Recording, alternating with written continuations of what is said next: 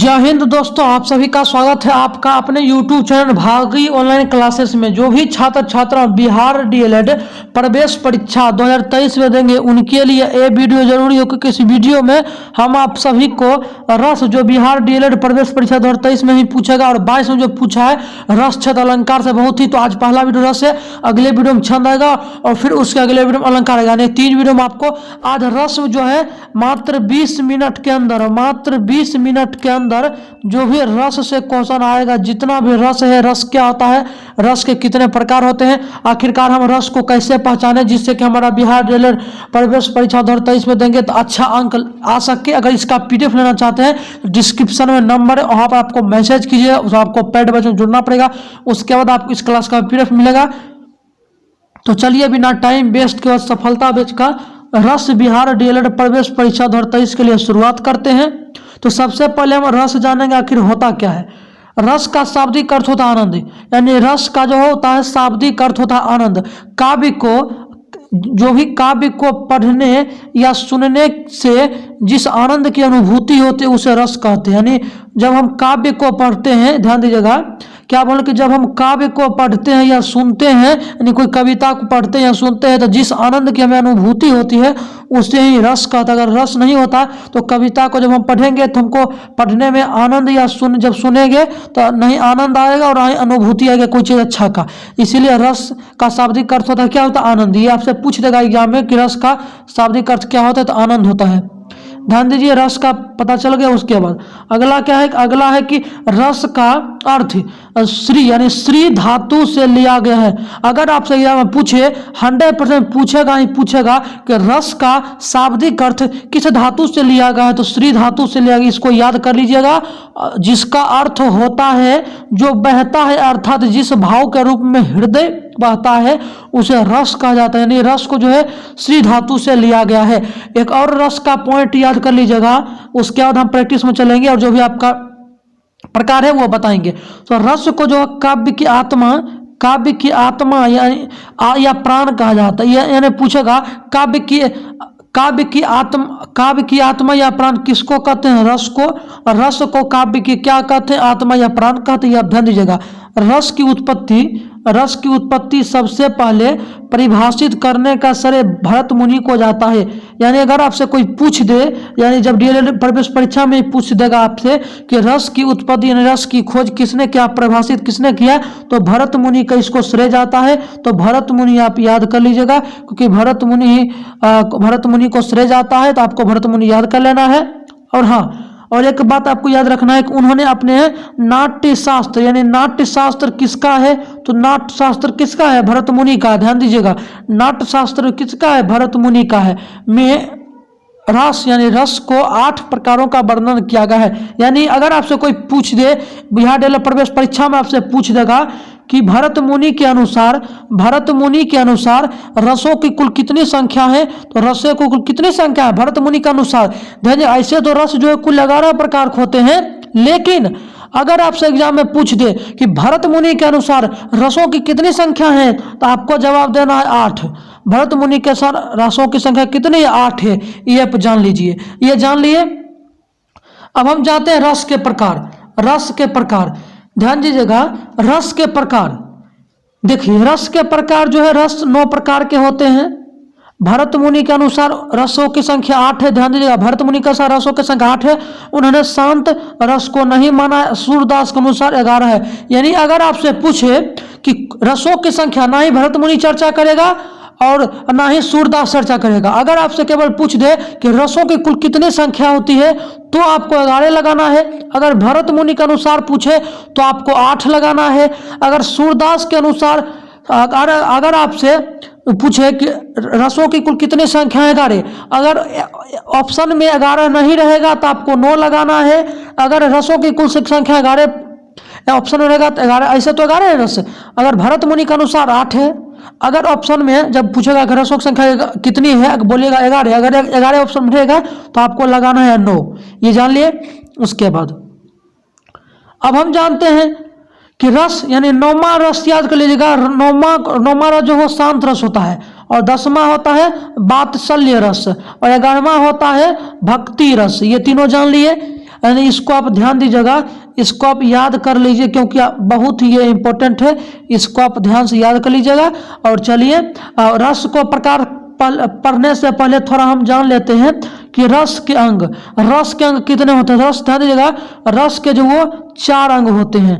रस के कितने अंग होते हैं? रस के जो है 4 अंग होते हैं, आपको ये याद रखना है। रस के 4 अंग होते हैं, अस्थाई भाव, संचारी भाव, विभाव, अनुभाव। ये चारों हम पढ़ेंगे, चारों हम पढ़ने वाले हैं। तो चलिए आगे देखते हैं। रस के कितने अंग हम आपको बताए हैं? रस के कितने अंग बताए हैं? तो रस के कुल 4 अंग है, अस्थाई भाव, विभाव, अनुभाव, संचारी भाव। ये जान लिए।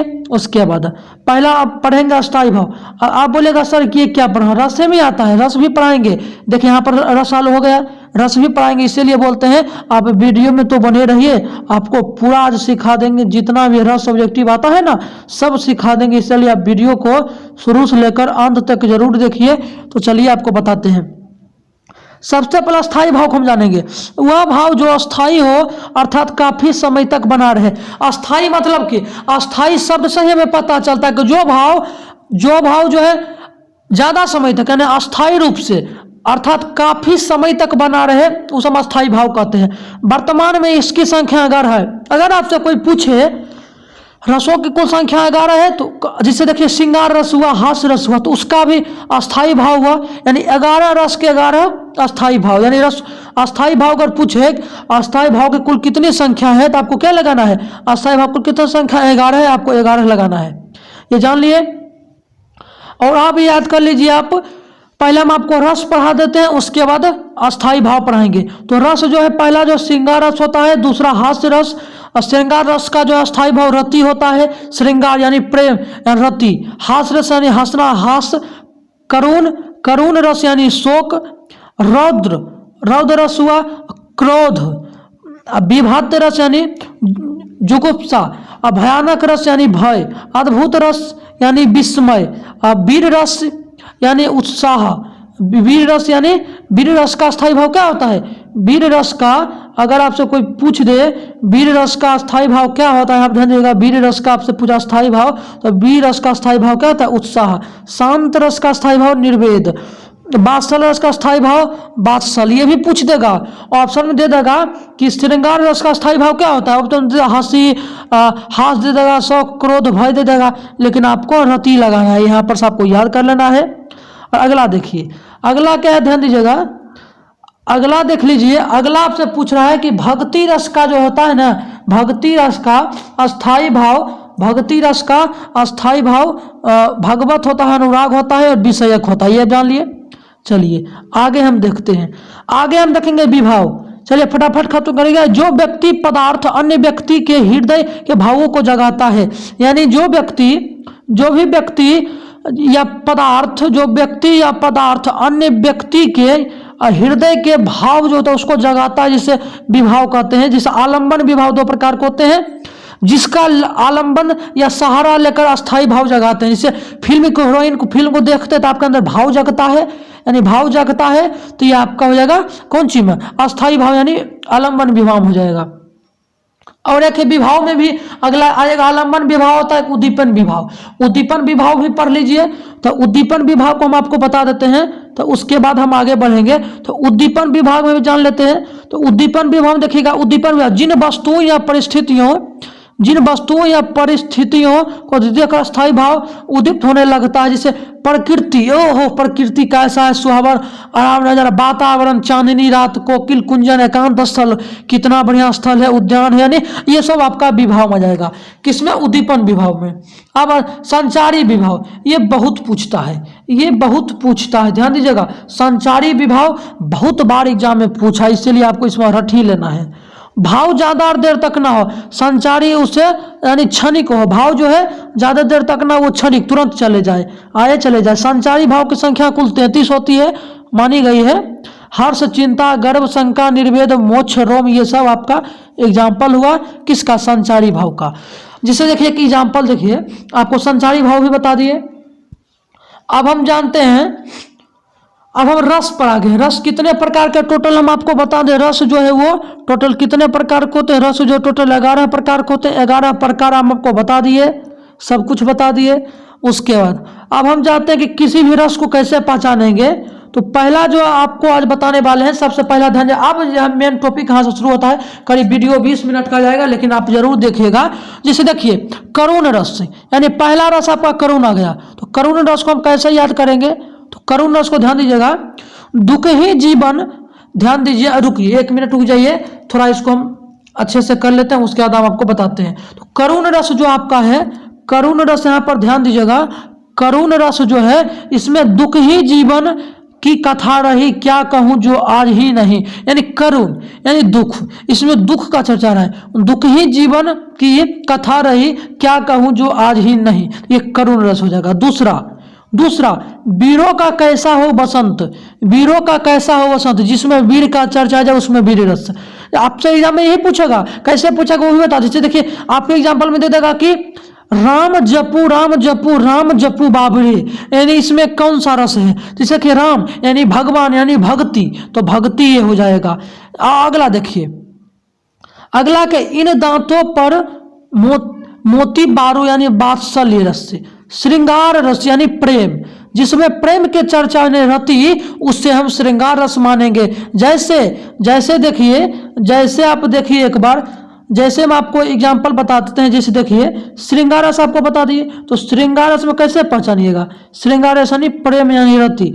जैसे मेरे तो गिरधर गोपाल दूसरे न कोई, जाके सिरमौर मुकुट मेरे पति सोई, इसमें प्रेम का चर्चा है, इसमें प्रेम का चर्चा है, गिरधर गोपाल का चर्चा है, दूसरे न कोई, जाके सिरमौर मुकुट मेरे पति सोई, श्रृंगार रस इसमें प्रेम का चर्चा रति, ये जान लिए। अगला है वीर रस। अगला क्या है, वीर रस। वीर रस को भी जानेंगे, उसके बाद हम आपको आगे बताएंगे। तो सबसे पहले वीर रस हम आपको बता देते हैं, उसके बाद आगे का हम बताएंगे। तो सबसे पहले ध्यान दीजिएगा, वीर रस यानी वीर रस, वीर का चर्चा, क्या बताए थे, वीर का चर्चा। खूब लड़ी मर्दानी तो वो झांसी वाली रानी थी, यमराज से युद्ध में प्रस्तुत सदा मानो मुझी, यानी इसमें वीर का चर्चा हुआ कि नहीं हुआ, बताइए। इसमें अगर आपसे पूछ दे, आपके एग्जाम्पल में ही पूछेगा वीर रस, और खूब लड़ी मर्दानी तो, यानी इसमें वीर का चर्चा हुआ, झांसी वाली रानी यानी झांसी रानी, यानी झांसी वाली रानी, तो इसमें वीर का चर्चा, युद्ध का चर्चा आ गया, तो सब आपका वीर रस हो जाएगा। करुण रस आपको बता दिए, पहले हम आपको बताए थे, जिसमें दुख दया शोक आदि आए तो उसे करुण रस में मानेंगे। जैसे एग्जाम्पल देखिए, जिसमें भी दुख दया शोक आए उसको हम करुण रस मानेंगे, ये आप ध्यान दीजिएगा। जिसमें क्या है, दुख दया शोक आए तो उसको हम क्या मानेंगे, करुण रस, उसको हम मानेंगे करुण रस, ये भी आपको बता ही देते हैं। चलिए, जिसमें भी दुख शोक आए उसको करुण रस मानेंगे। उदाहरण, जिस बच्ची ने कुछ नहीं पाया था, क्रूर हाथी ने अभी उसे रुलाया था, यानी इसमें दुख का चर्चा हुआ, तो ये करुण रस हो जाएगा। अब देखिए, ए मेरे वतन के लोगों जरा आंख में भर लो पानी, जो शहीद हुए उनको जरा याद करो कुर्बानी, यानी इसमें दुख का दर्द है, दुख हो रहा है। यहाँ आप देखिएगा, दुख दया है, शोक का भावना है, ये आप सभी जान लिए। अब अगला है हास्य रस, यानी हास्य रस मतलब क्या, हंसना, उपहास, किसी का उपहास उड़ाना। हाथी जैसे देह, गोडे जैसे खाल, तरबूज जैसी खोपड़ी, खरबूज जैसी गाल, इसमें किसी का मजाक हो रहा है, इसमें किसी का उपहास हो रहा है, यानी किसी का मजाक हो रहा है। जैसे खरबूज जैसे गाल, हाथी जैसे देह यानी मोटा, हाथी में तो बहुत मोटा है, तो उसमें कहता हाथी जैसे देह है, तो ये उपहास, किसी का मजाक उड़ाना, तो ये हास्य रस हो जाएगा। चलिए अगला देखिए, रौद्र रस। रौद्र रस क्या है, तो रौद्र रस भी देख लीजिए, रौद्र रस भी आपको बता ही देते हैं। रौद्र रस क्या है, रौद्र रस देखिएगा, रौद्र रस है कि खून, ध्यान दीजिए, खून उसका उबल रहा था, मनुष्य से दैत्य में बदल रहा था। रौद्र यानी इसमें खून उसका उबल है, यानी गुस्सा रहा, गुस्सा, जिसमें गुस्सा आ जाए उसको रौद्र रूप कहते हैं। भयानक देखिए, सुनसान सड़कों पर सन्नाटा था, चारों ओर लग रहा था डर, यानी भयानक है, आगू कोई नहीं है, ये जान लिए। उसके बाद अगला विभक्त रस है।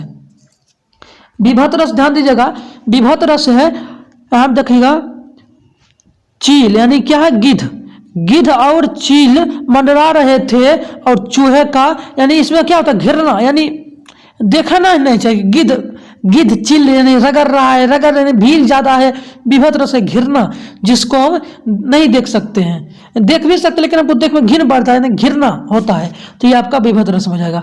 अद्भुत रस से, अद्भुत रस यानी मछली चलकर जमीन पर आई, यहाँ पर देखिए अचंभा देख ये साहिल भाई, यानी मछली जो है चलकर जमीन पर आई, यानी जिसमें वो सच होगा नहीं लेकिन आश्चर्यचकित, आश्चर्यचकित होगा, आश्चर्यचकित होगा कि नहीं अद्भुत रस में। देखिए मछली चलकर जमीन पर आई, और क्या है देखिए अचंभा देखकर ये साहिल भाई, अचंभा देखो, मछली चलकर जमीन पर आई, अचंभा देखो साहिल भाई, यानी जो है मछली चल सकता है जमीन पर, आप भी बोलिए मछली जो वो पानी में चलता है तो जमीन पर कैसे, यानी आश्चर्यचकित यानी अद्भुत, अद्भुत यानी ये अद्भुत हो जाएगा।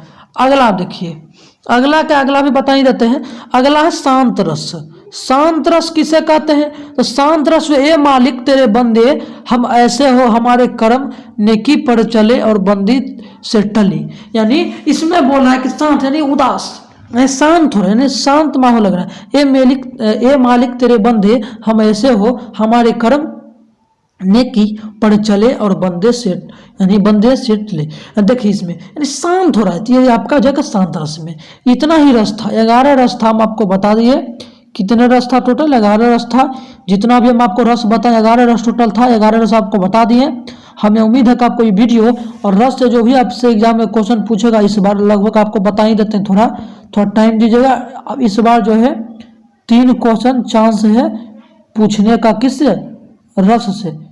इस बार जो है 3 क्वेश्चन आपसे एग्जाम में रस से पूछेगा, तो आपको हमेशा रट ही लेना है, इसको बहुत ही अच्छा है और इसको रट लीजिएगा, एक भी प्रश्न आपका नहीं छूटेगा। तो मिलते हैं अगले वीडियो में छंद के साथ, तब तक के लिए आप इसको शेयर कीजिए, खूब मन लगा कर पढ़िए, हमें उम्मीद है कि आपको बहुत अच्छा लगेगा। अच्छा लगा लाइक से सब्सक्राइब जरूर कीजिए। मिलते हैं अगले वीडियो में, धन्यवाद।